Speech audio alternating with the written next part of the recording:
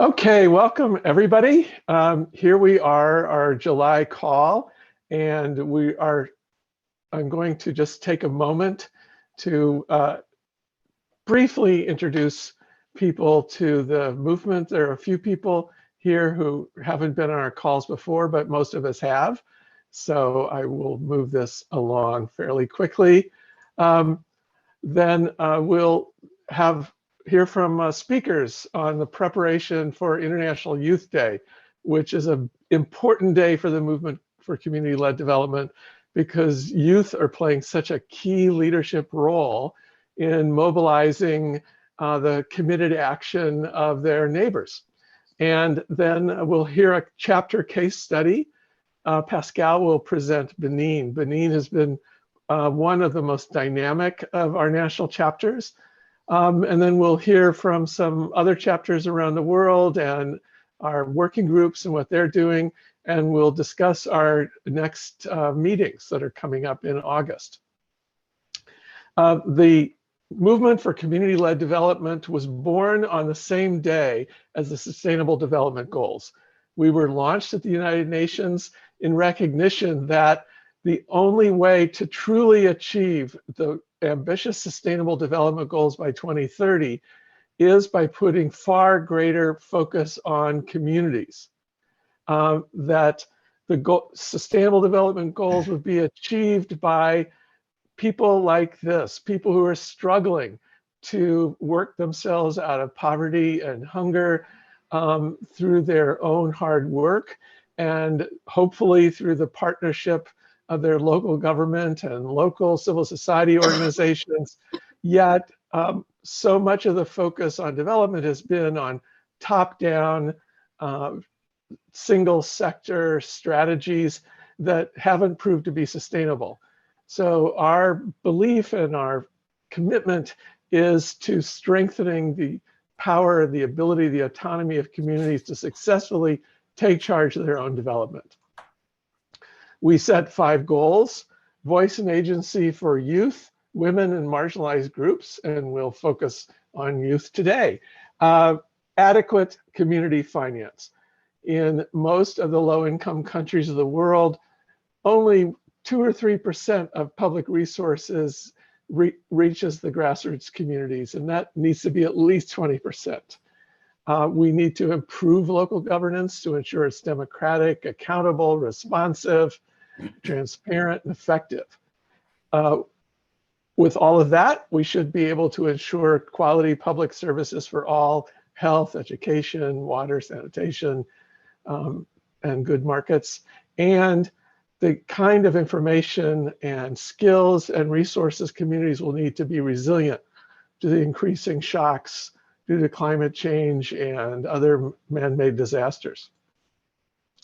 The front lines of this movement are at the country level, where real transformation of public policies and the creation of vibrant civil society is important. The green countries are now formally organized into chapters. The orange countries are in the process of considering forming chapters, but are participating individually in the movement. And I don't know, Gunjan, if Canada has turned green yet, but it's about to. This is our theory of change. About to. So this is our theory of change. We have 2 major thrusts among the work of these national chapters. One is to work in partnership with government to push for policies of decentralization and devolution. The other is to coordinate action and have collective impact on mobilizing communities so that they become healthy, productive, resilient, self-reliant. If those 2 things can come together, then it's possible to achieve the Sustainable Development Goals. Some of the work of us globally through the Secretariat is really to provide the evidence and the support that national chapters need for this work. We have, and you'll hear more about, a collaborative research effort amongst our members to really unpack community-led development, to discover its impact, to create tools, to assess it. We have a very active work stream on adaptation to COVID-19. Some of the rural communities in the movement are so well organized that they've been able to actually get themselves vaccinated. And we have a newsletter that we want to go out to every policymaker on earth, but so far we've got about 5,200 of them. I hope you'll get every policymaker you know subscribed to our newsletter. So with that, we'll start our first topic of today, which is the next big moment, the next big day for us to advocate around International Youth Day, which is August 12th. And it has become a real moment throughout not only our own communities. A lot of the groups on this call today have very strong youth engagement, youth mobilization, programs for youth leadership, as does the UN. This was taken at the United Nations. Lots of countries have made special arrangements to have strong youth representation back when we could meet in person. We have two guest speakers today, Chifundo Chibaka, who's on the call, and I think Michael Mwali is with us. I'm not sure if he's made it on or not, but I want to pause and just introduce Chifundo and hear how it's been for him as a young community mobilizer in Malawi. Chifundo, over to you. Well, thank you so much, John. Like John has introduced, my name is Chifundo Chibaka, here in Malawi. So recently, I finished my service with Core Africa. I was posted in a rural community in Kasungu, where I worked in community-led development projects. So I worked with development partners such as Mastercard Foundation, Friends of Malawi, and World Connect, and as well as Core Africa on some community-led development projects. Basically, so these projects were in two parts. The first one was mostly the COVID-19 response, where I engaged the local youth to spread the correct information about the pandemic to the rural community. This was done since I identified that the information that the people had was different from the correct information that the government was publishing. So with support from Mastercard Foundation, we stepped in in order to bridge that gap, and bring the correct information about the pandemic to the people, so that the people had the information they needed to protect themselves during the pandemic. And also, I also worked on two economic empowerment projects with support from World Connect and the Friends of Malawi. So the first project was on beekeeping and honey processing. So this project was done with the local youth club who were into beekeeping already, but we just improved on it. We just upscaled it. So we established an apiary farm and also a honey processing factory, so that the local youth club could produce and also pack the honey in their bottles, so that they can be selling within the community and also outside. The last project that I worked on, it was a sunflower oil extraction and refinery factory. So this one was basically agro-processing and value addition for the farmers. So the experience has been enormous, I should say. It's been overwhelming, especially with the support from the community. I would say if you involve the people themselves in the community when facilitating projects that they need, the support is enormous. They support you left, center, and right. They come in ways that you can never imagine. So the experience has been overwhelming, and I'm thankful that I was introduced to this movement at the early stage of my career to experience development in the forefront. So the experience has been more than what I would have expected. But the support was really enormous, like I said. If the people are engaged at each and every phase, the support will be there throughout. So in briefly, that's what I can say. Thank you so much. Oh, thank you, Chifundo. Now, as you worked in this community, traditionally oftentimes the elders in the community don't pay a lot of attention to youth leaders. Did you see a transformation in those attitudes through this process of mobilizing the youth and strengthening their incomes? Did that shift the relationships at all? Did that shift the power, do you think? Yeah, that's true. I would say yes, that really happened. Because like I said, we with the youth, I worked with them on two projects, the COVID-19 response and also the honey processing factory. So when we started with the COVID-19 response project, the perception of people in the community towards the youth changed. And after that, the youth were really engaged in different committees that the community had. For example, two of our the members of the youth club were elected into the village development committee. So the perception of the community and the chiefs towards the youth changed with what we worked on. When they saw the fruit of what we did with the youth, their perception changed. So they were more welcoming to our ideas, and I would say it really improved the image of the youth in the community. That's wonderful. That's wonderful, Chifundo. So what I don't see our colleague from Zambia on the call unless it's not been properly labeled. Is Michael on the call from Zambia? If not, we have a lot of other youth organizers on this call, and I just would love us to have a little brainstorm among ourselves on ways that we can message around the week running up to International Youth Day on the 12th. We are going to put together a toolkit. We've invited member organizations, and if you didn't get this message, to record very short messages from youth leaders all around the world, maybe 20 seconds, 30 seconds. I know Steve in Kenya, you've sent 6 of those already. Do you want to talk about how you see that we could use these messages in social media to raise the voices of youth in development? And Steve, you're muted and your camera's off.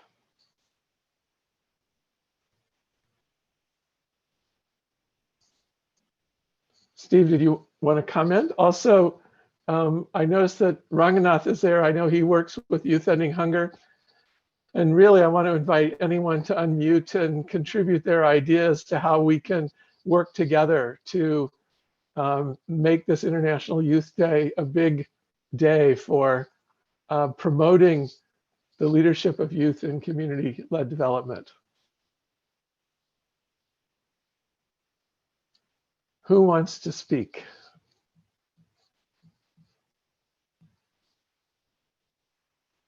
Otherwise, I will call on people. Steve, can you unmute and say hello?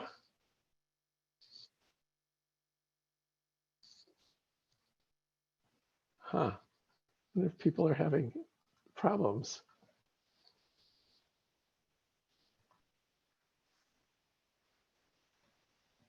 Okay, well, this is an unusually quiet group today. John, I think Bekeke has his hand up. Oh, good. I didn't see that. Great, Bekeke. Please unmute and say hello. Yes, thank you. Thank you. And to my colleague, Chibuka, let me see the name well. Yes, yeah, Chifundo. Chibaka. Yes. His presentation was really touching. And I was looking to how, the work has been doing in that area, engaging young people and how constructive it has been on the ground. But like I indicated earlier, in Uganda, I have seen that to have a chapter, yes. Yes. But these rural areas have not been targeted. Like I told you, we are to the borders, the extreme end of the country. Right. Despite the fact that with these young children, young people, especially the vulnerable one. Yes. I indicated that there's no resources that are really able to help us reach and change the perception, even when these young people are innovative. Like Hamtalk Foundation in Uganda, apparently we have been trying to look how we can reach the street youth and children. Also the younger mothers, giving them ways of living in this global pandemic. Right. Looking at the ladies who are young but serving in bars because of the vulnerability. We have been trying to reach them, counseling them. We created something we call a home away from home. Oh, And how does it work? It's like a place where they come and gather, they share experiences, symbol. very good. Well, this challenge of getting resources to remote rural communities is one of the whole purposes of this movement, to try to find ways to accomplish that. So I hope you will talk with Dr. Daisy, who coordinates the chapter in Uganda, and build some strategies for how to, in Bangladesh, I know we have some Bangladesh colleagues on. They've been creating online courses that people can take in leadership development and community mobilization skills and things like that. Would someone from Youth Ending Hunger? I see. Yes, sir. Yes, sir. I'm Raghunath, and I can speak on that. Yes. Please go ahead. Yeah. Yes, sir. Yes, sir. Yes, you were actually talking quite nicely that currently we have been facilitating courses regarding the youth capacity building trainings. Even though this is Corona situation or COVID situation now, but we have been actually facilitating all those training actually virtually. Okay, and we're facing two kinds of challenges. Okay, since many of the youths actually just uh, do not actually have the access of, of online devices. Okay, Right. but somehow they could actually they were successful to manage all those devices, and what actually they joined the training, and already we have successfully accomplished 5 batches of the training. Okay, and we have more 16 batches actually to go. Okay, and just the thing how you were actually interpreting all those actually things regarding the celebration of Youth Day.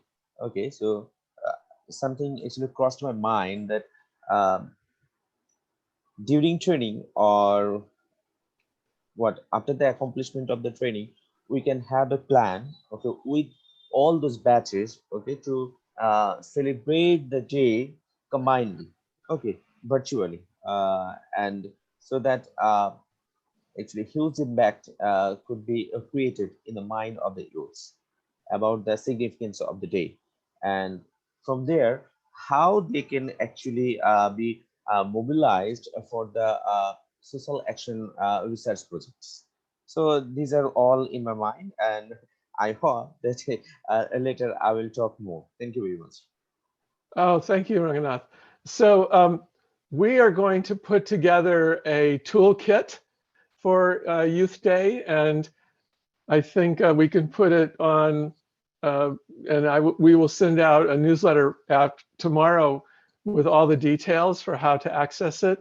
But any resources that any of you have to share, any strategies, anything you'd like to share, either through a short video clip or a photo or a written piece, anything that you want to share through the movement around International Youth Day, please send it to me, and then we will in the newsletter let people know how to find the toolkit, and it'll be we can make a splash for International Youth Day.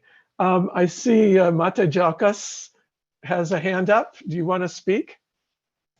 Yes, thank you, Conrad. Nice to see everyone online. Currently, I'm speaking from Western Uganda, that is Kasese, where I traveled for, now it's a week when I'm this side. Concerning the Youth Day, since we are going green, we are planning what we call Nutrition for All. It will be an online webinar that we shall be conducting on that very day to create awareness about nutrition and how to, of course, do proper feeding in the families. That is something we are going to do for the Youth Day. Thank you very much. Oh, thank you, Mate. That sounds wonderful. Great. So yeah, Western Uganda is well represented today. This is good. This is good news for the future of Uganda. Anyone else have a contribution on this subject? If not, we'll go on to our next big presentation for today. I'll just pause one more moment. Don't see any other hands raised. So Pascal, I'm going to hand it over to you and I will share your slides.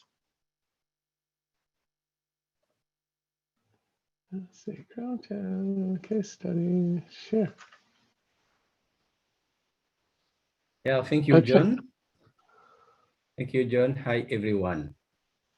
I'm very pleased and honored to present the case study of the Benin National Chapter of the Movement for Community-Led Development.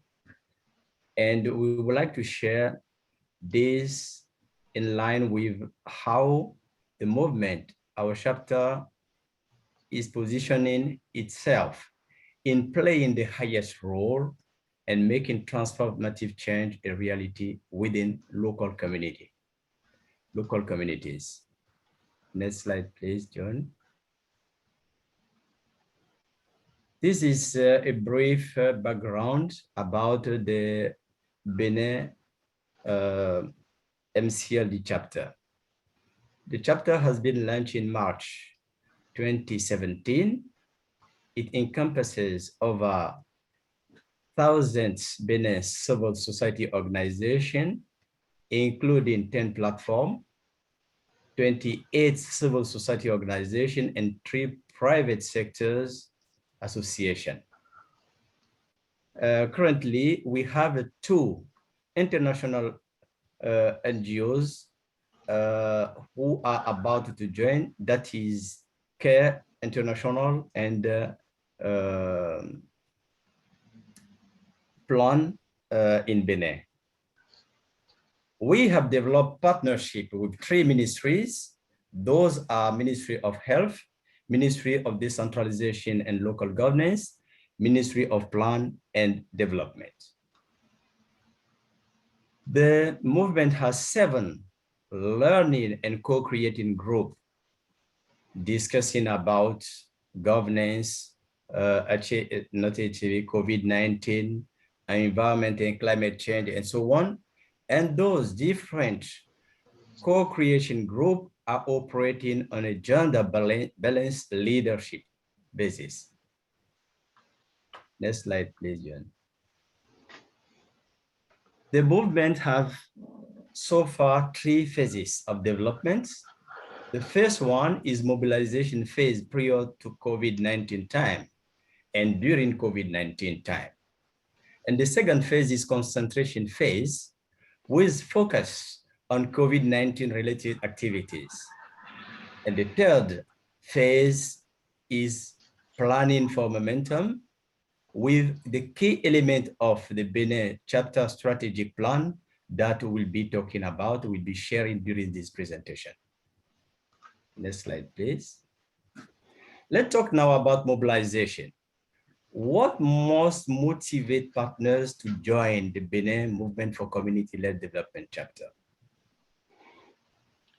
We focus on share the challenge that resonate for mobilizing for the Movement for Community-Led Development purpose. The first one is lack of sustainability, lack of resilience. We all know that. We know that when the project comes to an end, community are not able to sustain progress during achieved during the cycle of the projects. And some condition B in the second is some condition are missing, and to explain that. And there is a gap to fill. Let's look at the sixth condition of system change. You can see here the sixth condition. At the first level, we have structural change. That is very explicit. What that means, when we talk about program, implementing a program, when we talk about implementing a project, what do you think about usually? We think about resources flow that we need to implement the projects. We think about the practices, the best practices, I would say. And we refer to policies available to make sure that we are aligned with the policies in the country, even at the international level. That is the structural level. That is very explicit for everyone. But most often, we don't move to the semi-explicit level, that is the one you can see, related to the power dynamic, the relationship and connection within the communities and the implementers of the project, within the implementer of the project and the local government, and so on. Those power dynamic and the relationship and connection have fundamental role to play in terms of moving to sustainability or not. And the third level we can see here is related to the transformative change. That is totally implicit. Very, very, very often, we don't think about this. That is the mental model. How these support the sustainability, how these support the trend of building resilience for communities.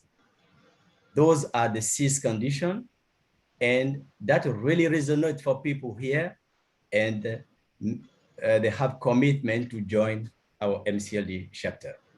Next slide, please. We move to the third aspects that resonate for people as well.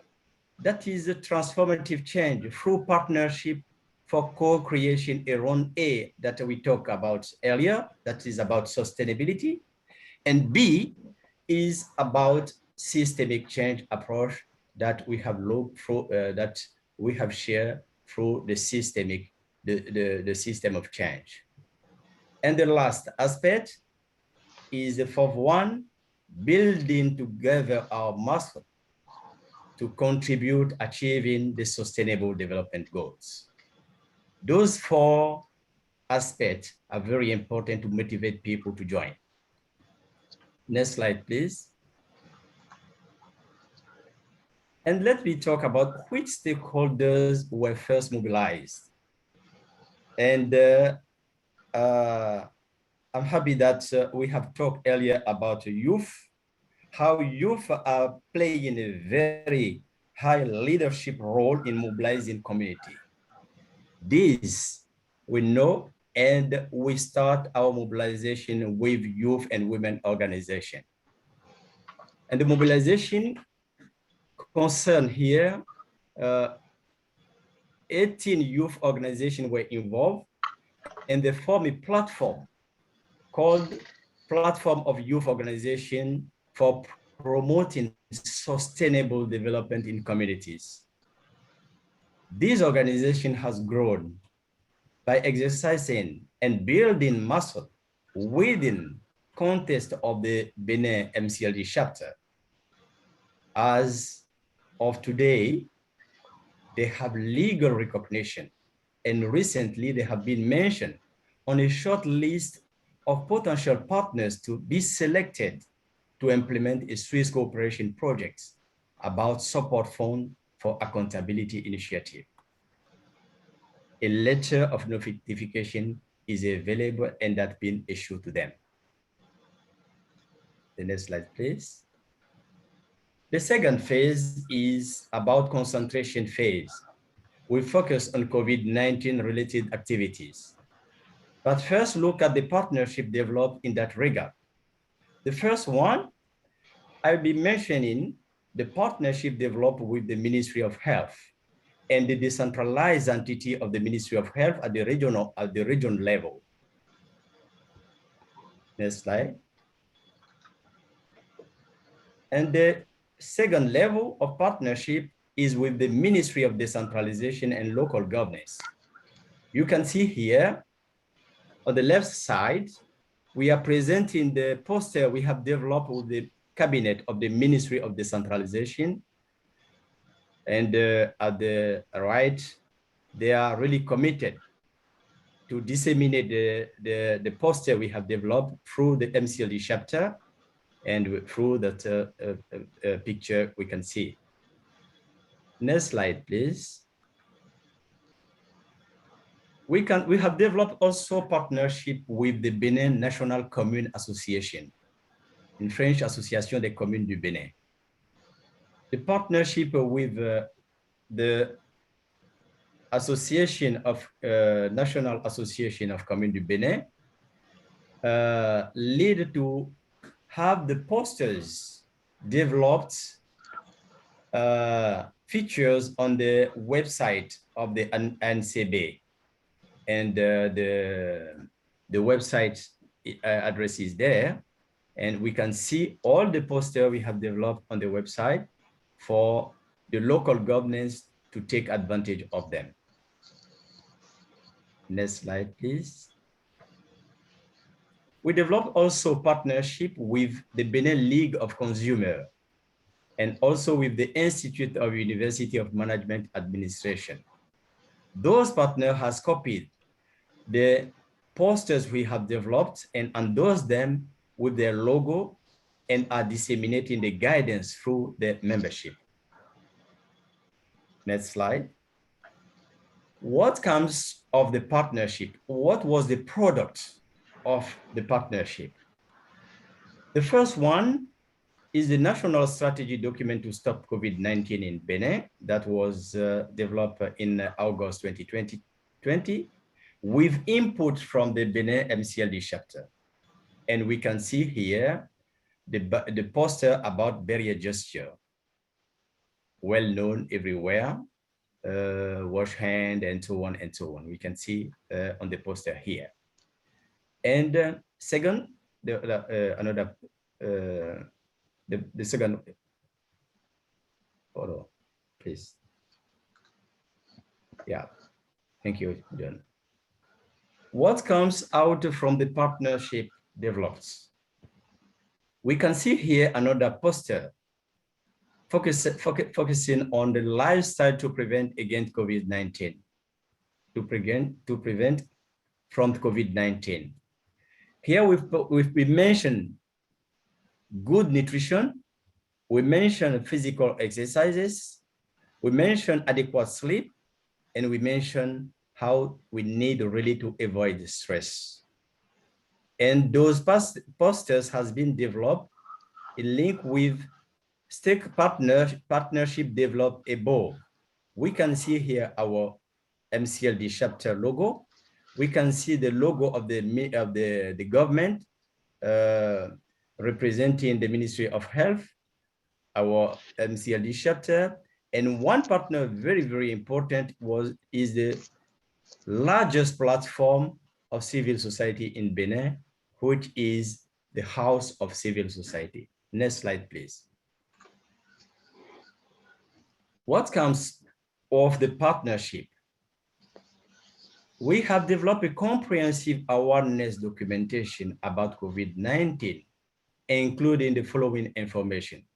One, barrier gesture against COVID-19. We have already presented them. And second, let's protect our families and communities from coronavirus, document developed by Tostan. We put the link there, the website there. Next slide.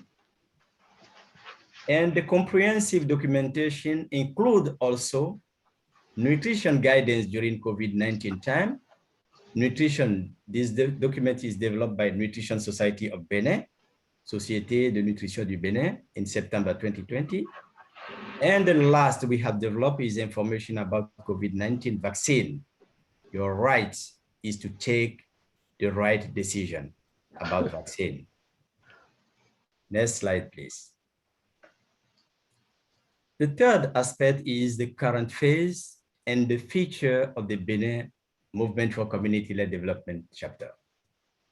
We took advantage from the National Movement Chapter Strategic Plan for September 2020 and August 2021, which mainly focuses on A, continue mobilization phase of some chapter, B, move to concentration phase stage for some chapters, and C, cross-chapter learning tools support through the National Movement Chapter monthly leadership call, and D, partnership development within and across chapter and countries. We are now planning and acting for momentum. In that regard, the key element of the Benin Movement Chapter Strategic Plan 2021-2025 are as follows. Next slide. Here, we just want to show the prioritized thematic and how do we analyze them and to make sure that we implement them according to our MCLD principle. We mentioned for governance, why have we targeted this specific thematic? This is a thematic with a large spectrum of impact. Governance can really impacted nutrition, health, education, agriculture, economy, and so on. We could put more, but that is one of the why who motivate our chapter. What do we want to focus on? We want to focus on accountability. And how do we want to do this? To activate communication through accountability session and training for both community and local council to be involved in efficient accountability. Observation, that is where we are now. We have input from our MCLD partners. A concept note is being developed and finalized, and the step ahead is research and partnership and resource mobilization. We can move also to the nutrition. That is the same exercises. Why do we target nutrition? It is mentioned. What do we want to do exactly? How do we do it? And where we are in observation. The next slide, please. The other thematic targeted is a part of governance and nutrition. We have health and community well-being, including COVID-19. The fourth one is climate change and environment, and local economy development is the last one we have targeted. Next slide, please. But strategically, the Benin Movement Chapter is committed to encouraging and supporting the implementation of the thematic with high leverage effects or impact through active resource mobilization and implementation. Next slide.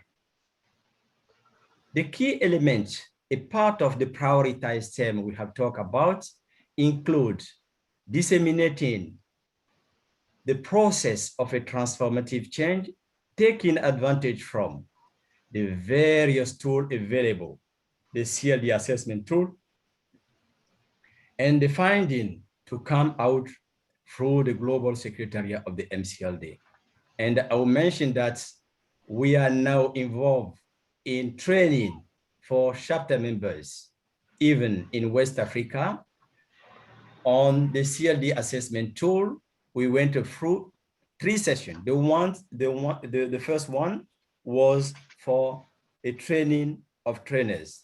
The second one involved a larger group, and the third one was the same, has the same purpose as the second one.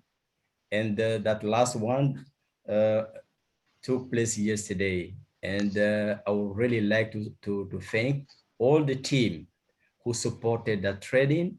And we find it very, very useful. And we will continue with the team here. And another tool we would like really to take advantage from is the VCA material to foster an effective leadership and governance. And we mentioned also other tools in terms of process to foster the process, collective impact principle, condition of system change. The next slide, please.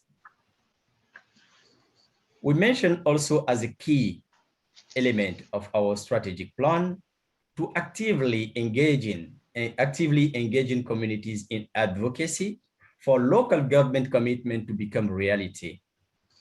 These could be extended to implementation of national government international commitment through different protocols that affect directly the communities. We mentioned, for example, the investment in agriculture. So community themselves could be in front for the advocacy to make sure that those commitments at the local level, even at the national level, are really taken into account. Next slide, please. Key elements. We mentioned also that we need to capture unvalued knowledge and assets at the community level as well as in the academic and scientist arena, and engage both of them to collaborate. And we can see here a meeting with our MCLD chapter members and the Nutrition Society of Benin, where we were talking about how to process local vegetable and crops for community to make sure that we make available affordable superfood for the communities. And the example we are working on now is about a plant called Clomijnandra, and the other high nutrition vegetable will come. And we would like to take really advantage of a successful case of Moringa promoted through THP Benin. And we will be inspired by other examples available elsewhere. Next slide, please. Thank you so much. Thank you for listening. That was wonderful, Pascal. Thank you so much. Let me see if I can get myself back on. So, and you had mentioned other chapters. I don't know if everybody on this call knows you are our West Africa regional coordinator for the movement, and just mention which other chapters there are in West Africa. Yeah, last time for yesterday, Lansana was able to join. He's from Sierra Leone, and we would like to involve other. Togo was already invited, but I don't have the list of all members involved. Burkina Faso was involved, and yeah, we'll be organizing such event to make sure that all tools that could support the process of transformative change are really made available for all. Well, that was certainly the clear message from your presentation, Pascal. Thank you very much. I want to see if anyone has questions of, let's see, I see one hand raised. Oh, no, it's not raised. Anybody have questions of Pascal before we move on? Any questions of Pascal? Oh, there's one. Jude, please go ahead.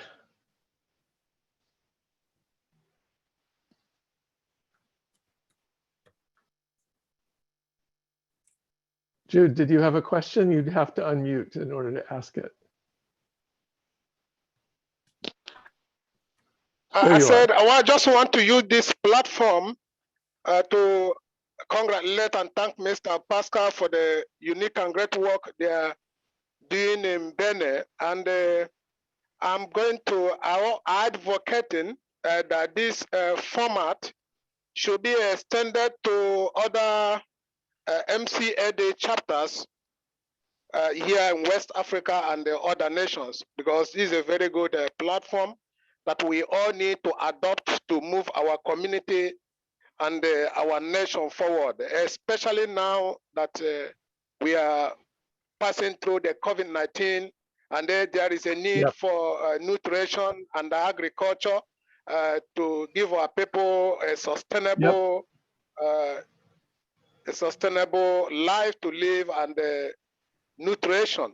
I think what the MCA doing is unique, and we all need to have a very good mindset to continue the work, to move forward. Maybe by God's grace, before 2030, we'll be out of hunger in our nations. And I think that is what we are pushing for. Secondly, just a quick update of what happened in Liberia. We also have already completed, if I might say, our concept note, and we are looking forward to have a agricultural workshop through the Hunger Project agricultural resource material for the local farmers here in Liberia.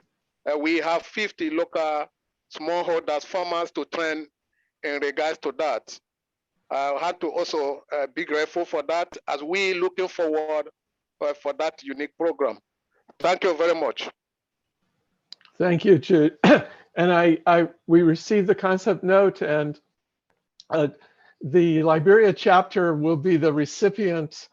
I think the wire is in process of the second of our mini grants. We have these, the movement has established, once a chapter is well organized, it has a membership and governance and accountability, we have some small amounts of money for collective action projects. The Liberia chapter has won the second of them. The Nigeria chapter had the first one. Just the previous week, they had a 3-day strategy conference and COVID response strategy meeting in the northeast of Nigeria. So I don't know if there are any, is anyone on the call from the Nigeria chapter today? I don't see anyone, but we will be having a full report on their strategy meeting going up on the website soon. They sent me, they WhatsApped me, giant collection of photos. And as soon as I have some words to go with those photos, we'll share that with everyone. Okay. John? Oh, yes, I see Bikeke. John, this is Gunjan. Hi, Gunjan. Hi. I was wondering if Pascal could, he was at the Nigeria strategy session. So the session that you mentioned from last week. So I wonder if there were any highlights he could share, because it may be helpful for others to just hear about how it progressed. Yeah. One thing I discussed that is too early, but I'm now discussing with our chapter member. One thing they really appreciate is the characteristic of the CLD. So they have now, let's say, a format in terms of how to appreciate, in terms of what do we assess when we talk about the CLD. That is one. And the second, what the CLD is and what the CLD is not. They're really, and they were really interested about this. And the last is the diagram, the get finally, and to see where need of improvement is and how that reflects where they are in terms of implementing CLD. That is what I get so far, but we are continue talking about this. And we have planned also to meet next week with the trainers of trainers that has been formed. That is 4 of us, to build a plan and to continue disseminating the tool within our chapter and outside our chapter. That is wonderful. Yeah. what I would say. And that was, so, and these were, so you were at the Nigeria meeting. That's what you're speaking about now? Nigeria meeting? Yeah, Gunjan had asked about the Nigeria strategy meeting that Dr. Rebecca organized. Yeah. Were you in attendance at those meetings? Yes. Yes, I participate with Anne, and we have a presentation about what the CLD chapter is and what could be the attention point for them. And we Right. participate on this. And the next time, we think that we need also to organize a training for the MCLD chapter in Nigeria about the assessment tool. Okay, great. Yeah. Very good. Yeah, thank you. And Judy, your hand is still up. Did you have another comment or no? I know sometimes they stay up, those hands. Okay, so let me move on to our next subject for this call. And thank you, Pascal, for such a well-organized presentation. I really came away very inspired about the future of Benin's communities. And I agree with Jude that, that our goal globally was, by sharing this very well-organized presentation, that other chapters could see a vision for themselves in meeting their own challenges in their own countries through some of those similar pathways. So thank you very, very much. Thank you, John. Thank you. Okay, so what's coming up next? Let me throw up a slide again. Chrome tab, MCLD, share. Okay, so this is a list of all of these global advocacy moments that are coming up. Our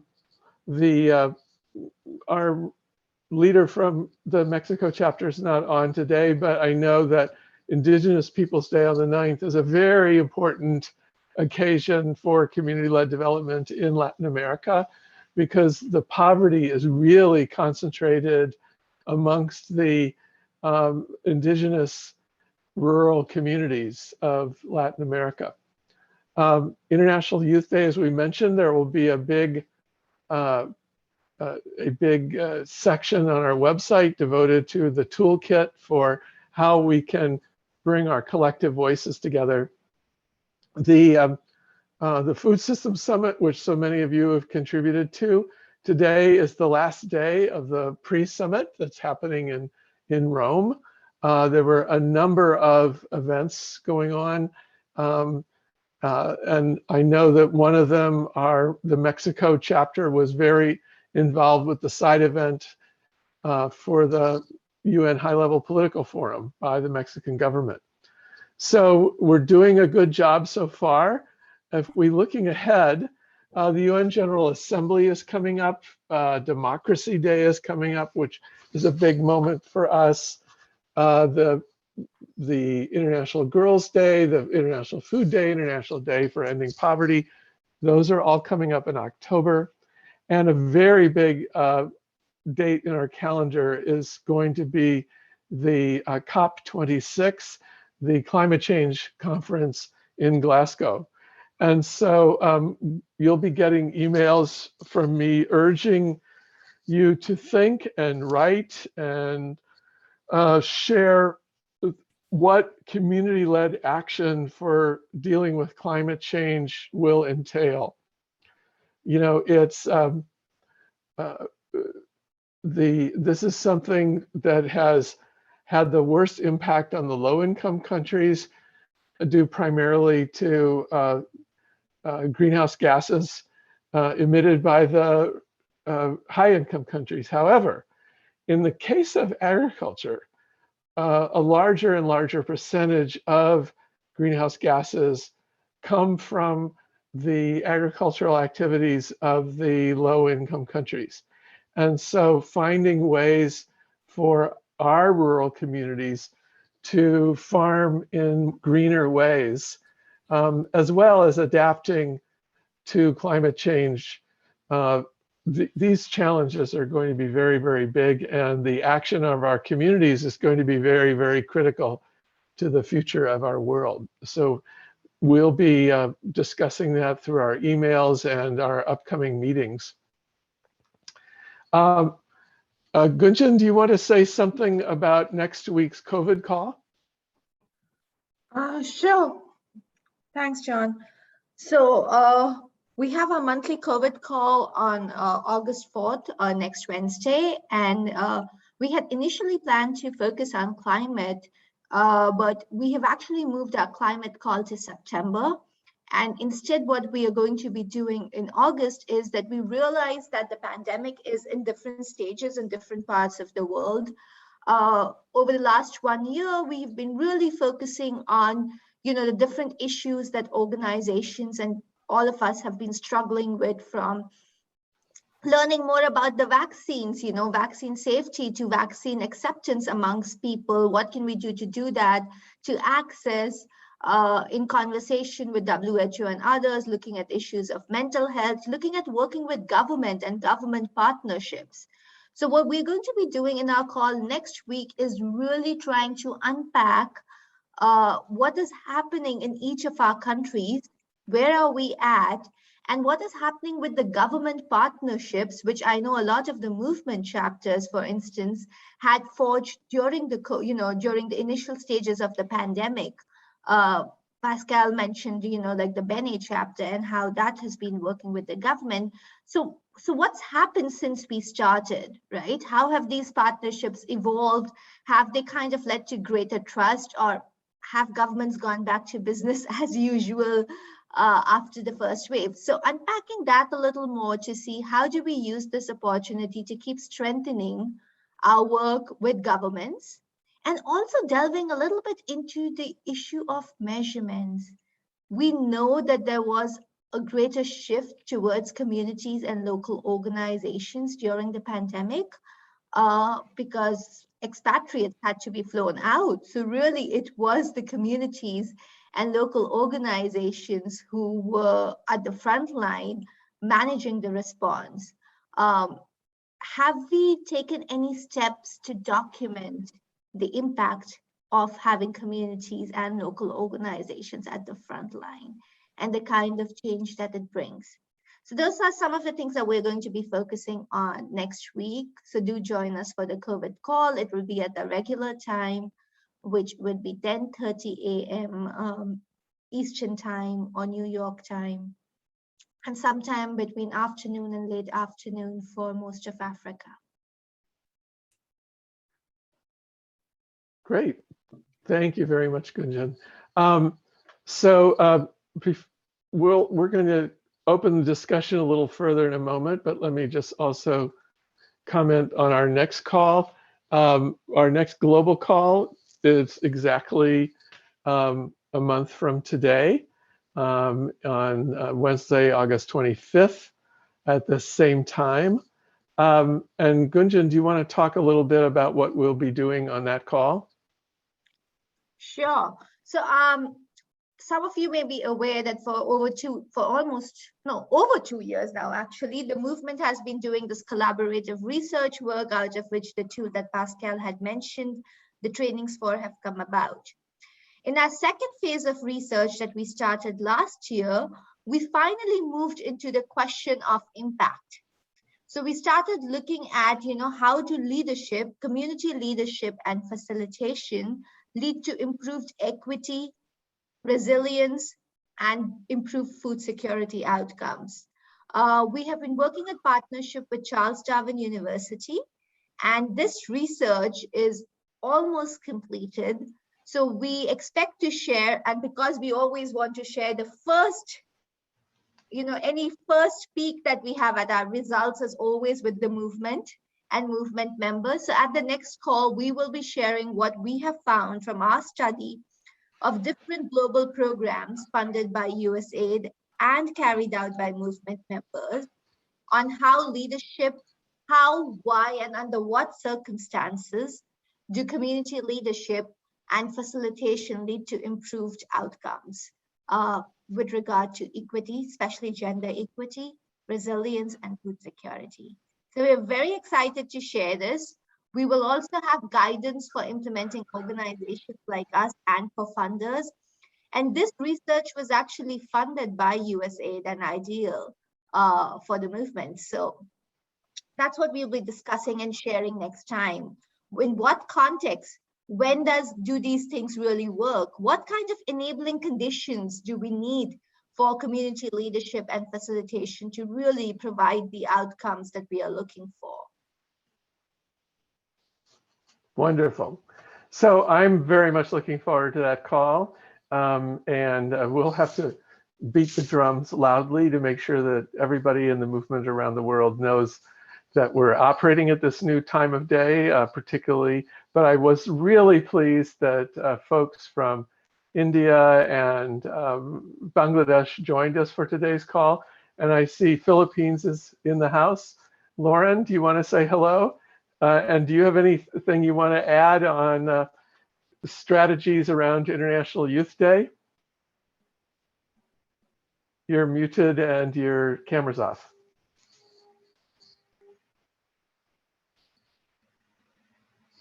Lauren? Okay, I guess not. So anyone else have any other business for today's call? Anyone want to, you could raise your hand or you could just unmute and speak. Hello, good evening. Good evening, Hi. everyone. Hi, Lauren. Hello, good day. We have interconnectivity issues here in the Philippines in our location. Yes, I see. Glad you could make it though. Okay, I'm glad I made it here. Uh, it's very nice to join you all again. I would like to share with you all that we are very interested in joining the campaign on International Youth Day. We have very good programs, and we already shared it with the Dr. Jan Conrad. Yes. Our youth across the Philippines are going to join, and it's really they are very excited to join the global platform. Oh, that's wonderful to hear, Lauren. That's excellent. So yes, so please do, as Lauren had, she emailed me their plans in the Philippines for International Youth Day. We want to amplify everything you're doing. So, hashtag International Youth Day, hashtag Shift the Power. We really do want to focus on the power of youth to make change in the world. As I mentioned, we've already received a number of videos, short clips from video. Oh, there you are, Lauren. I can see you now. That's wonderful. We have some issues here in connections. Yes. Well, it was able to squeeze through your face, so I'm happy to see your face. Yes. So emailing these short video clips or just the links to these short video clips of youth leaders sharing just for 20 or 30 seconds the change they want to make in our world, just expressing their leadership. I've heard from Sri Lanka, they're sending them. I'm hoping to get them from really lots of countries. And then starting on the week of International Youth Day, we'll be sharing those on Instagram, on Facebook, on LinkedIn, on Twitter. And we'll follow your Twitter channels and retweet your tweets. So let's make a big noise in the world for International Youth Day on the 12th. And my colleague Owen will be coordinating that from here. Owen, anything you want to add? Are you still on the line? Yeah, hey, I am on the line. Nothing particularly, groundbreaking, but yeah, we're like John mentioned, we're planning to make a pretty big social media splash ahead of International Youth Day. There's a toolkit in progress that'll be out on our website as far as I know, and we'll probably send it to the rest of you anyways. Yeah, so we'll be in close contact with all of that and happy to amplify all the messaging that we're trying to get out around Youth Day. That's great. For the people in the United States, we have been pushing for the US Congress to adopt a new law called the Girls Lead Act to have USAID and other US agencies really support young girls and young women to get engaged in civic life, in decision making, in leadership. And so there will be a Twitter chat with girls and women and their champions promoting this law.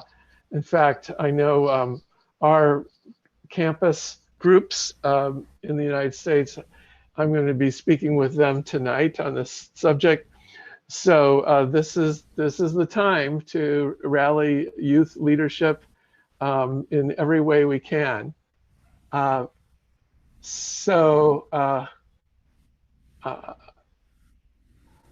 Anybody else have anything to contribute to this call? If not, we'll be able to end a little early. And if you do have something you want to contribute, now's the time to do it. Anything from anyone?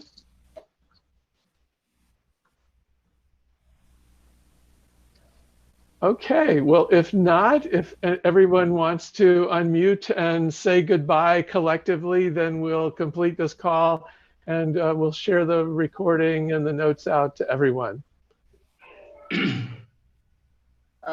Before we say goodbye, Yeah, Tashome, go ahead. Thank you.